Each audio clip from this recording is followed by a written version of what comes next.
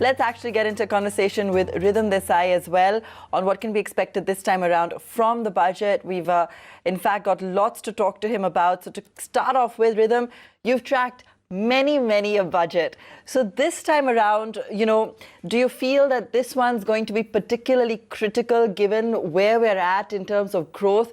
What can we expect? And, how much of an impact really does the budget have on the economy? The budget generates more TRP than economic momentum.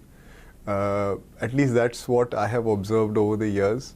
I mean, after the 91 and 92 budget, incrementally, there have not been such major policy documents.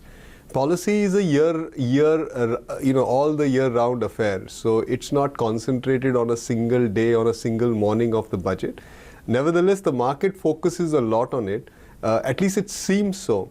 But when you look at stock market performance of the last, say, 25 years, the impact of the budget is waning. Both in terms of the volatility it generates, so for day traders, as well as of the lasting impact it generates on share prices. So, with that backdrop in mind, clearly there are expectations that the government will use this platform to continue with, the recent momentum we have seen on the policy front, which, started in, say, August last year. Therefore, I think there is some expectation around it. So what can happen? Well, firstly, I think the most important thing is what is the fiscal target. But even more important than that is how credible the numbers are.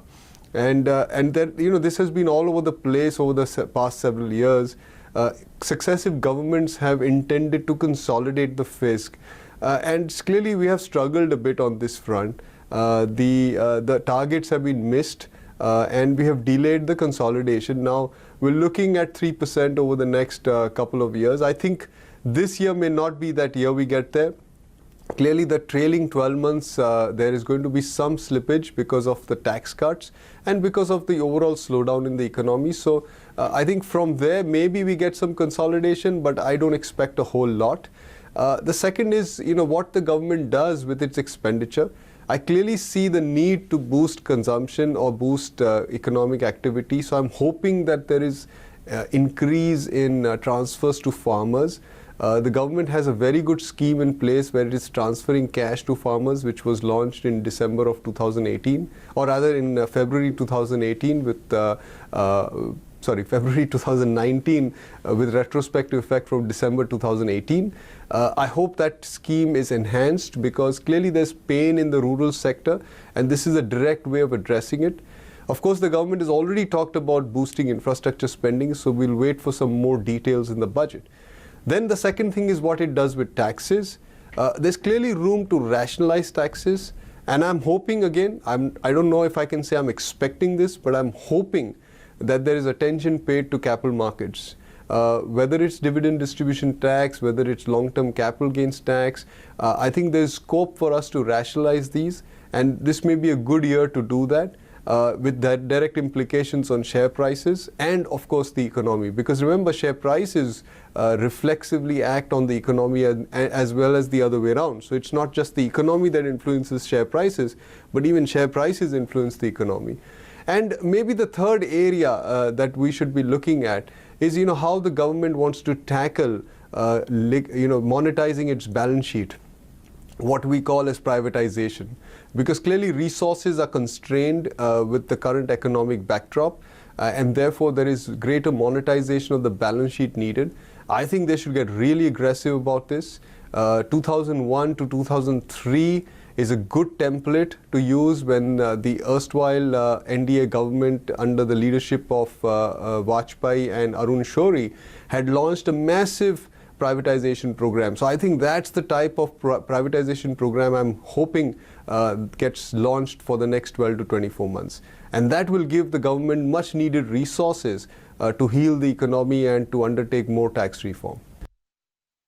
Ridham, there's no debate that the economy clearly needs a boost. I think the big question is whether she'll go in for a short-term quick fix or look at, stricter, more structural, long-lasting reforms. Which is the path you feel she'll take?